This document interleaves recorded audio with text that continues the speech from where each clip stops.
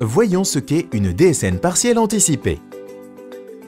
La reconstitution des déclarations DSIJ et AED est basée sur la reprise des éléments historisés, éléments transmis chaque mois, avec la DSN mensuelle.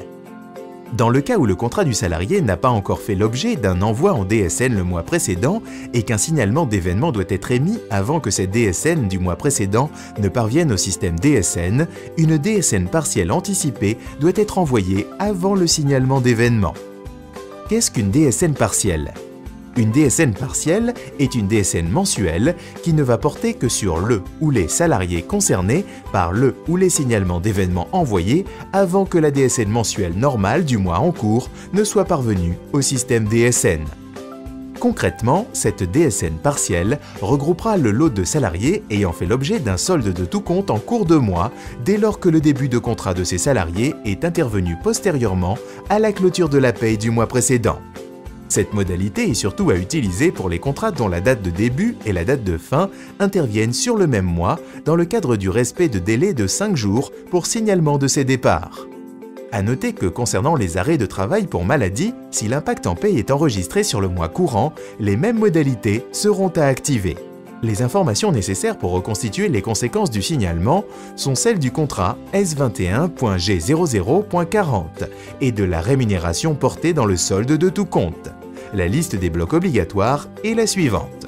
Entreprise, établissement, individu, contrat de travail convention mandat, retraite complémentaire, versement individu, ainsi que le bloc rémunération.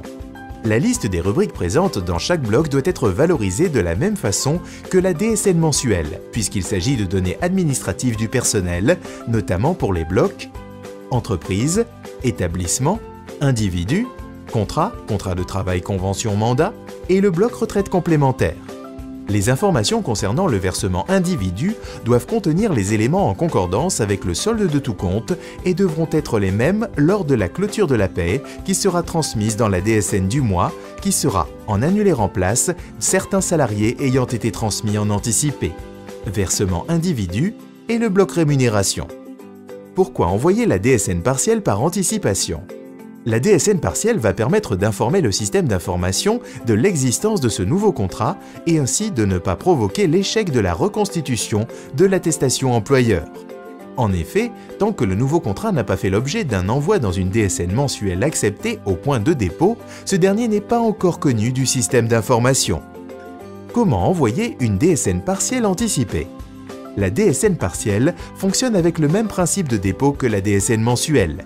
Souvenez-vous, nous avons dit précédemment que la DSN partielle était une DSN mensuelle uniquement sur le ou les salariés concernés par les signalements d'événements à émettre avant l'arrivée de la DSN du mois suivant.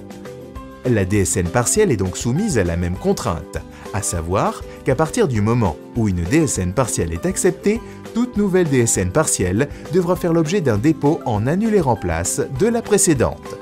Par extension, il faudra également déposer la DSN mensuelle en annulé remplace avant sa date d'exigibilité.